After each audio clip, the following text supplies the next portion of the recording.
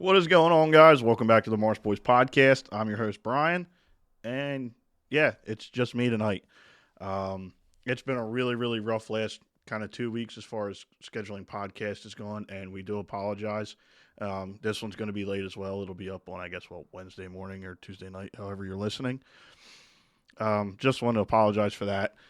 I had the flu last week. That was really rough. And then this week it's just been crazy at work, so I haven't been home till like 7, 8 o'clock at night, and it's just been really hard to schedule. Doing a podcast on top of everything else in life. Anyway, this is going to be kind of short and sweet. There's a couple things I want to go over. Way back in December, I think beginning of December, end of November, we brought up the C.J. Anderson buck. I think everybody kind of knows about it now. The buck that was going to be probably one of the bigger bucks ever killed in the, in the 48. And then the rumor mill started churning, and I think some text appeared, and wildlife officials got involved, and it was determined that he did indeed poach that bucket. I think it was at night. I don't have all the facts in front of me, but yeah, either way, that buck was poached. He was processed and everything like that, released, I believe, on bail. I could be getting a lot of this wrong. Like I said, I don't have it in front of me. But anyway, the story of it is he's got charged. And I want to say I saw this just today, but back December 11th, the Northeast Woodsman posted, C.J. Anderson, who poached one of the largest bucks ever killed, has been sentenced today in Ohio. According to the Ohio Attorney General's office, C.J. will, 1, serve 180 days in jail with 90 days suspended and the other 90 days served at the Star Community Justice Center before he can be eligible for work release. In parentheses, his sentence also includes up to a 36-month suspended prison term that becomes active if community control is revoked. 2, serve 5 years of community control. I have no clue what community control is. 3, pay to be exact, $39,696.73 to the Ohio Wildlife Fund, and $2,000 in restitution to KSC Sportsman Media, DBA Outdoors Sportsman Group IM. 4, pay $1,000 in restitution to the poaching hotline, $1,000 wildlife fine and court cost. 5, enter a 4 to 6 month community-based program through the Star Community Justice Center. 6, this is the funniest one, write letters of apology to affected parties. This is the not this one. 7, forfeit all hunting-related property seized by the Ohio Department of Natural Resources Division of Wildlife as evidence. So what I'm assuming that means his bow, his arrow, his truck. Well, I don't know if they took his truck. Probably. I wouldn't doubt it. 8, loses hunting license for a minimum of 10 years. If full restitution is not paid by then, the license remains revoked until full payment is made. So 10 years, and if he doesn't pay the almost $40,000 back, it's still revoked until it's fully paid back. This doesn't go into detail about these, but 4 other people that assisted him in coving up poaching this buck were also sentenced. If anybody wants to read more about it, there's a link. I'll see if I can find it and share it for you guys. It's under the ohioattorneygeneral.gov/media/news releases, December 2024. The headliner is ringleader sentenced to jail in Clinton County, Ohio, for poaching. What do you guys think about that? Me personally, I don't think 10 years is enough. I get that this guy wasn't, everything I've heard, he wasn't like the most avid hunter. He kind of hunted where he could, when he could, how he could. But still, for him to go parade this buck around, not thinking that all this would catch up to him, and it caught up to him pretty quickly, if everybody's remember right. I don't know. He's a young kid. It's not like he didn't know what he was doing. He shot a deer at night on somebody else's property. Like I said, I'm pretty sure it was at night. I can look that up real quick. But that's just my opinion on it. I think 10 years is not enough. Let me see. Here, this is a Field and Stream. Ohio DNR officials are investigating Christopher J. Anderson for allegedly failing to obtain written permission to hunt private property where he bagged a bruiser typical whitetail. And it goes in to say that Anderson's buck received widespread attention on social media back in early November. He later told multiple media outlets that he arrowed the stunning whitetail with a crossbow on November 9th while hunting with his sister's 30-acre property in Clinton County, Ohio. Then on December 26th, the Ohio DNR issued a press release announcing that Anderson was under serious scrutiny for possibly poaching the buck. An investigation was launched by the Ohio Department of Natural Resources after information was provided alleging that Alexander failed to obtain the lawfully required written permission. Okay, so he didn't shoot it at night, but he definitely trespassed. It netted a typical score of 206 and 7/8, all but preliminary ones that would put it in contention for the top spot in the Buckeye State. So it's close to an Ohio State record, which, if anybody knows Ohio deer, it's some of the biggest you're going to get in the country. And all these ads keep popping up while I'm trying to scroll. More ads. So, yeah. He knew what he was doing. And I believe that if you go back and look at some of the screenshots from other people, like, he knew this was predetermined what he was going to do. Yeah, the buck gross scored 235 and 7/8. Yeah, so now the Ohio DNR is in possession of that deer. So I'm sure that deer will be around and be shown off regardless. But topic number 2 I wanted to get into was turkey permits. Actually today, like a couple hours before I'm recording this, turkey permits here in Jersey came out. I hope you all got what you wanted. If you did not know that they came out right now, check your email. I don't think it shows up exactly what it is. You have to go on the NJS Fire Focus and go and review my lottery applications or something like that, and it'll show you why or and if you got one. Topic number 3, just to kind of give you a little recap of the last 2 weeks, we have been snow goose hunting. 2 weeks ago, we hunted a private farm I have with Ryan and Zach and our buddy Hunter from Blue Hen Bow Hunter. He came up. We shot one, saw a bunch, saw a lot. Just, I don't think we had the spread right. Maybe not enough full bodies. It was kind of wishy-washy. We probably should have done a little better. That was the 15th. That was the last day of the regular, I guess you could call it, snow goose season. And then Monday rolled around into conservation season, which led up to this past weekend where we joined Turning Point Outdoors, Scotty Turner. Great guy. We've had him on the podcast before. If you want to go check out that episode, knows what he's doing. It's just, I don't think we had enough wind to kind of make the decoys dance. We had a lot of birds check us out. A lot of birds come over. Just, maybe one flock we probably could have taken a shot at, but the way they were working, we would have swore they gave us another pass. So can't really fault anybody on that. It's just how the birds were working. Nice day though. I think the worst part about that was we pounded in with rubber mallets every single decoy. I think there was 5 or 6 of us setting decoys, some throwing, some pounding, some other guys setting the blinds, but either way, we're branching out, and it's been really fun getting to hunt with new people, meeting new people. Another kid, we're going to have on the podcast shortly. We should have on the podcast shortly, Roman White. Check his deal out, White Goose Lanyards. Makes some incredible stuff. Awesome young kid. But yeah, I can't say enough about the Turning Point Outdoors guys and Scotty and all them. Just a great hang, even though we didn't kill anything.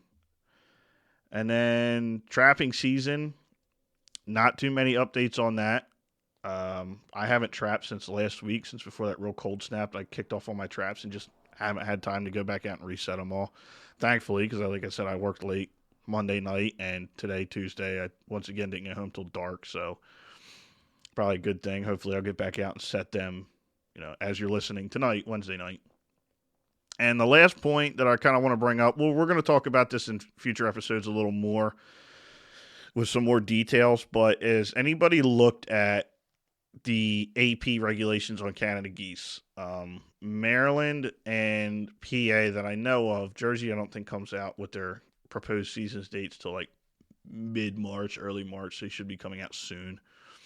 I don't know. I think New York follows the same track line, but PA and Maryland put out their proposed season dates and limits, and Canada geese, as shocking as it is, has gone back down to one goose per day for a 30-day season come the 2025-26 hunting seasons.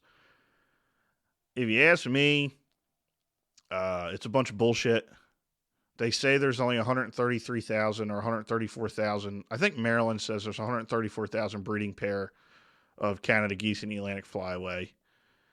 And like I said, if you ask me, it's a bunch of bullshit. Hell, if that's the case, half of them are here in Jersey right now. I mean, every single field you go by, there's flocks of 1,000, 2,000, 3,000 Canadas just sitting there. Lakes are whatever lakes are thawed out. Well, right now they're thawed out because it's been 50 degrees the last 2 days. But every lake's full of Canadas. I mean, even the snows are getting mixed in with them. Snow geese is starting to move out again.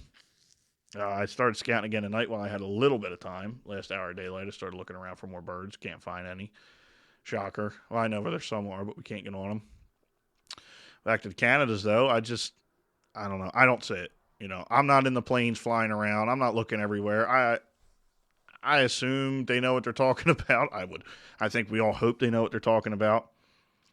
But it's just sad to see. A lot of guys jumped on the goose wagon with the limit going from 2 to 3 or from 1 to 3 and all that. And, it was a really, really good time this year.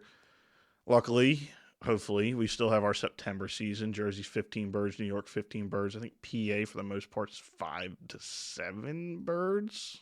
I don't have anything in front of me, but Maryland, I think, is 5 birds, and Delaware has their birds. So the only kind of good news that we've got from Maryland anyway, is they're not closing a branch season by the looks of it yet.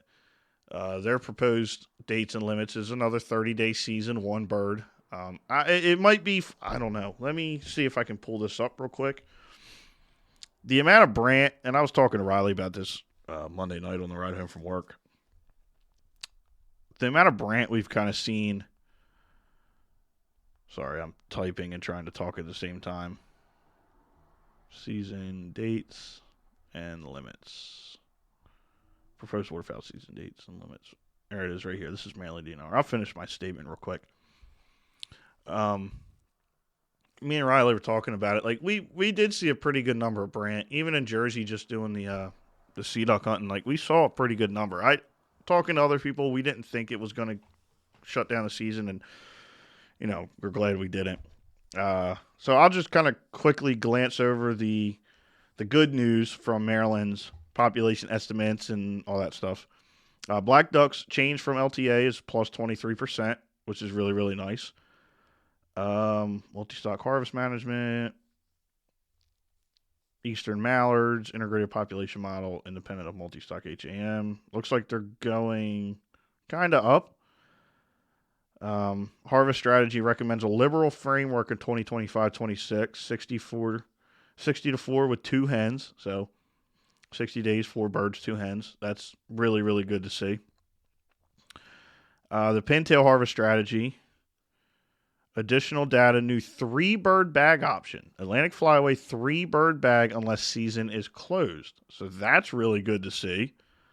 That's for the 2025-26 season recommendations. 2024 Atlantic population Canada Goose monitoring.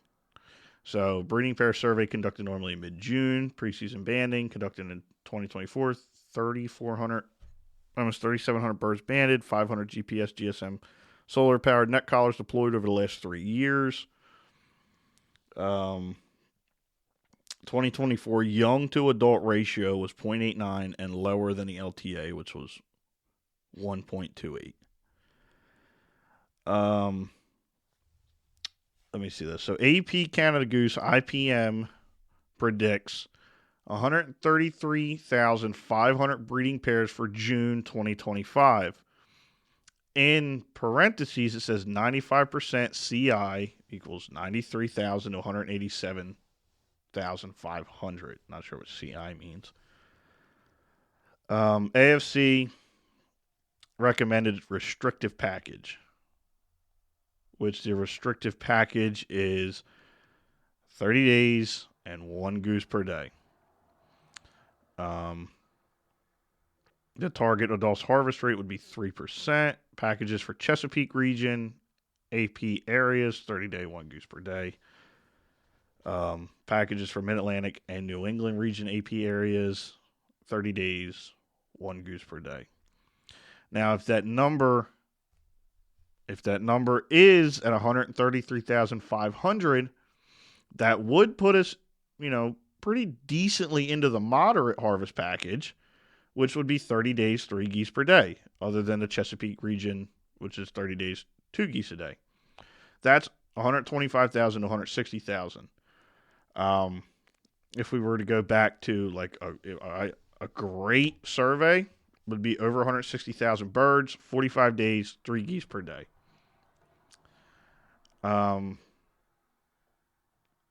So Atlantic population, Canada goose pair estimate. This is pair.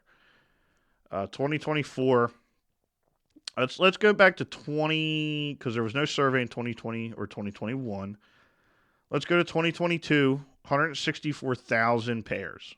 2023, 115,000 pairs. 2024, 89,000 pairs.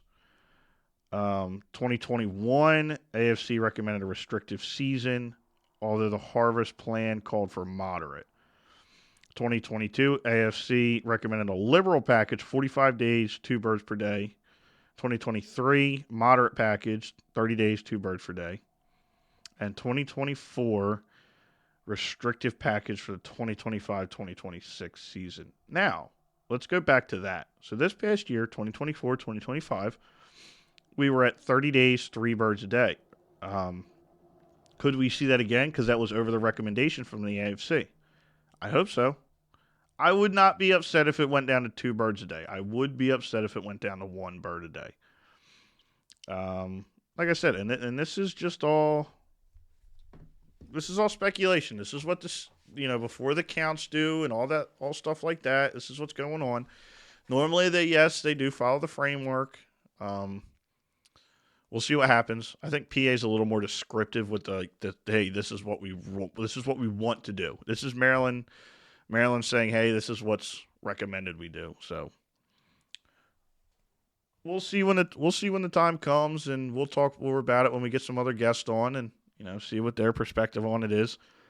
That kind of wraps up what I was going to just kind of mull over today. Thanks to Scott Turner and Roman White and the Turning Point Outdoors guys for having us out there this weekend. Hopefully we get on some more snows in the following weeks. Check your turkey permits if you applied for them. I was very happy with mine. I got the 2 I really wanted. We went over CJ, all that stuff, and goose limits, and yeah, that's it. Check out the Patreon. Posting some really cool stuff on there. You can see Ryan's butt if you really want to. I know it's weird, but it's there. Check out the website, marchboysoutdoors.com, if you want to pick up some merchandise. We got some stickers on there. Soon to be, I think the next step is going to be hats. I found a guy to make them in, relative bulk. I'm trying to figure out what style we're going with, whether we're going to go with like a Yupong or a Richardson. I know Richardson 112s, everybody wants them, but, at first, we got to make some sales first. So if you guys want the better stuff, please help us out. Support us. Go buy the stickers. That's what we have right now. Not trying to stick my hand out, but if you guys want merch, it's there. Check out the YouTube. We're posting some shorts on there. There's a couple full-length videos. We got a lot of things in the works. But yeah, that's kind of it. So I hope you guys enjoyed me rambling on for 20 minutes. I appreciate you listening. Ryan will be back next week. Hopefully we'll have a guest next week. And bada bing, bada boom. See you next week.